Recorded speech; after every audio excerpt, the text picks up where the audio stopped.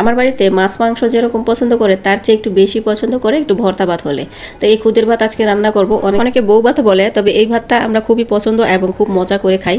আর এই ভাতটা যেদিন হয় সেদিন মনে হয় যে ভাত একটু বেশিই লাগে, সেজন্য একটু বেশি করেই রান্না করলাম। এখানে পেঁয়াজ, তেল, কাঁচামরিচ, তারপর লবণ এগুলো দিয়ে একসাথে করে পরিমাণ মতো পানি দিয়ে ভাতটা বসিয়ে দিলাম। আর এখন করে নেব সেই সুদূর কক্সবাজার থেকে আনা শুটকি। আর এই শুটকি কিন্তু ভীষণ মজা হয়। এখানে দিয়েছি পেঁয়াজ কুচি, রসুন কুচি, হলুদ, মরিচ, লবণ, তারপরে দিয়ে একটু শুকটা করে শুটকিটা দিয়ে রান্না করে নিয়েছি একদম ভাজা ভাজা করে। আর এখন বাটা ভর্তা করে নেব। আর বাটা ভর্তা করার জন্য প্রথমে আমি কিন্তু চিংড়ি নিয়েছি। আর চিংড়িটা ভর্তা করার জন্য আমি কিন্তু কাঁচা মরিচ, তারপরে হচ্ছে গিয়ে শুকনা মরিচ আর পেঁয়াজ, রসুন এগুলো বেশি করে ভাজা করে নিয়েছি। আর এগুলো একটা একটা করে দিব আর একটু ভর্তা করব। যেদিন ভর্তা ভাত খাবো সেদিন কিন্তু চিংড়ি ভর্তা, শুটকি ভর্তা আর হচ্ছে গিয়ে মাছ ভর্তা অবশ্যই একটা থাকবে। আর অবশ্যই সাথে আলু ভর্তাটাও থাকবে, কালিজিরা তো থাকবেই। তো এগুলো আইটেম কিন্তু থাকেই। এখন কিন্তু পাঙ্গাস মাছের ভর্তাটা করে নিব। আর পাঙ্গাস মাছ আমার বাড়িতে যেহেতু একবারে কেটে একবারে পরিষ্কার করে সালটা উপরে ফেলে দিয়ে তারপরে আনে, সেজন্য এতটা পরিষ্কার নিয়ে ঝামেলা করতে হয় না। আর এখন পাঙ্গাস মাছের 3টা পিস চাক নিয়ে তারপরে এখানে করকড়া করে ভাজা করে নিয়েছি। আর সাথে দিয়ে দিলাম আগে থেকে ভেজে রাখা পেঁয়াজ, তারপর রসুন আর হচ্ছে কাঁচা মরিচ, শুকনা মরিচ, সাথে একটা কাঁচা পেঁয়াজ দিয়েছি, লবণ আর হচ্ছে তেল দিয়ে ভর্তাটা কিন্তু করে নিয়েছি।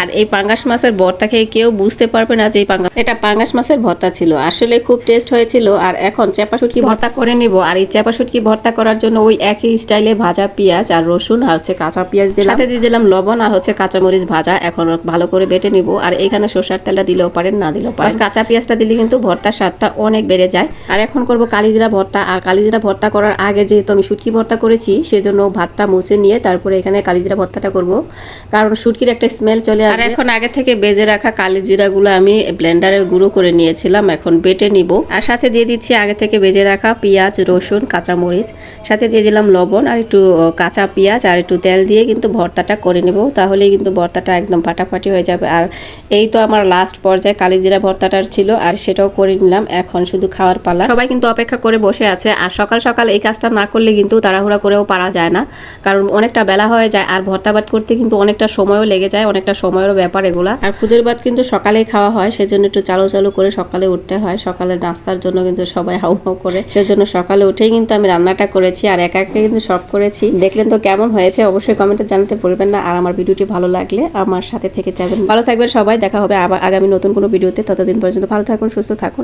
আসসালামু আলাইকুম, আল্লাহ হাফেজ।